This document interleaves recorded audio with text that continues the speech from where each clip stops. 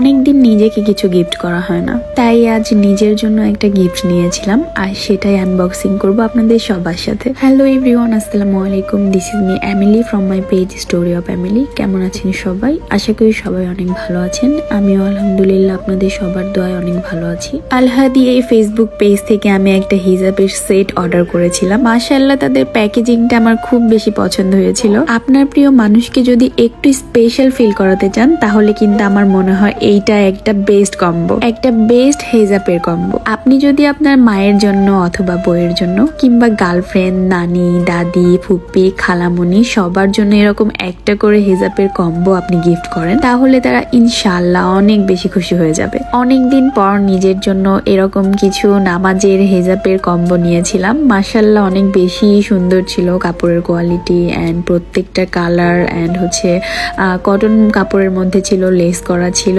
মাশাআল্লাহ কাপড়ও অনেক বেশি সফট ছিল। আমি কিছুটা কয়েকটা খুলে দেখাচ্ছিলাম আপনাদেরকে। তাদের হেজাবের কোয়ালিটি গুলো আমার অনেক বেশি ভালো লাগছে, তাই সবকিছু খুলে দেখার পরে ভাবতেছিলাম যে নিজের জন্য একটা রাখবো আর বাকি চারটা আমি চারজন গরিব মানুষকে দিয়ে দিব। তার আগে আমি একটু পরে দেখছিলাম যে আসলে কালার গুলাই আমাকে কেমন লাগতেছে। নামাজে আমি এক এক সময় এক এক রকমের হেজাব পরতে অনেক পছন্দ করি। বাইরে যাওয়ার জন্য যদি আমরা এক এক সময় এক এক রকমের ড্রেস পরতে পছন্দ করি তাহলে আমার মনে হয় নামাজে বসার সময়ও এক এক সময় নতুন নতুন হেজাব বা নতুন নতুন জামা কাপড় পরে আল্লাহর জন্য নিজেকে সুন্দরভাবে রেডি করে বসা উচিত। বাড়িতে নিজেরা বানিয়ে পরা হতো, বাট এরকম অর্ডার করে কেনা অনেক দিন পর হলো আর কি। তারপরে অনেক বেশি ভাল লাগছে। আপনাদের সবার কাছে কেমন লাগলো অবশ্যই কিন্তু কমেন্ট করবেন। এন্ড প্রিয় মানুষকে এরকম একটা হেজাব কম্বো গিফট করে ফেলেন আর দেরি না করে, দেখবেন কত খুশি হয়ে যায়। তো আজকে এই ভিডিওটা এই পর্যন্তই, দেখা হবে অন্য কোনো ভিডিওতে। আল্লাহ হাফিজ।